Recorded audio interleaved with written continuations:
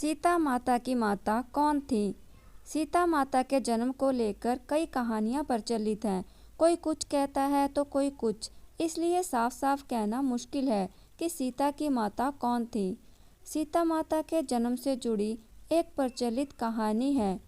एक बार भगवान ब्रह्मा रावण के तप से खुश होकर उसे वरदान मांगने को कहते हैं।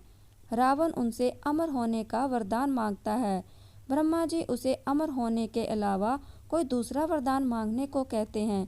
रावण वरदान में मांगता है कि मुझे सुर, असुर, 50 नाग, किन्नर या अप्सरा कोई भी ना मार सके।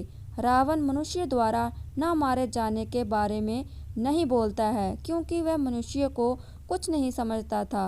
रावण ने तबाही मचा दी। एक दिन रावण दंडकारण्य नामक जगह पहुंचता है।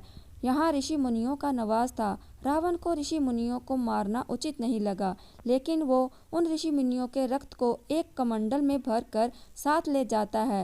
वह कमंडल ग्रसम ऋषि का था, जो माता लक्ष्मी से प्रार्थना कर रहे थे कि वो उनके घर पुत्री के रूप में जन्म लें।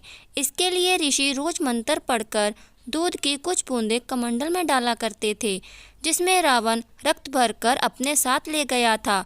रावण कमंडल लंका लाया तो अपनी पत्नी को कमंडल देकर बोला, यह वैशल्य रक्त से भरा है, इसे संभाल कर रखना और किसी को मत देना। फिर रावण विहार के लिए पर्वत पर चला गया। मंदोदरी को रावण का इस तरह से जाना अच्छा नहीं लगा।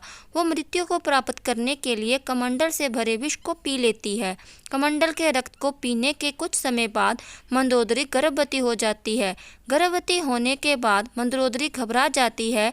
वे लोगों के बारे में सोचकर तीर्थ यात्रा का बहाना करके कुरुक्षेत्र चली जाती है। वहाँ मंदोदरी एक बच्ची को जन्म देती है। लोक लाज के चलते वो उसे एक कलश में रखकर जमीन में दफना देती है। कुछ दिनों बाद राजा जनक भी कुरुक्षेत्र जाते हैं। जब वह जमीन में हल चलाते हैं तो उन्हें वहाँ कलश मिलता है, जिसमें मंदोदरी ने बच्ची को रखा था। बच्ची को कलश से निकालते ही आसमान से फूलों की वर्षा होने लगती है और साथ में आकाशवाणी भी होती है।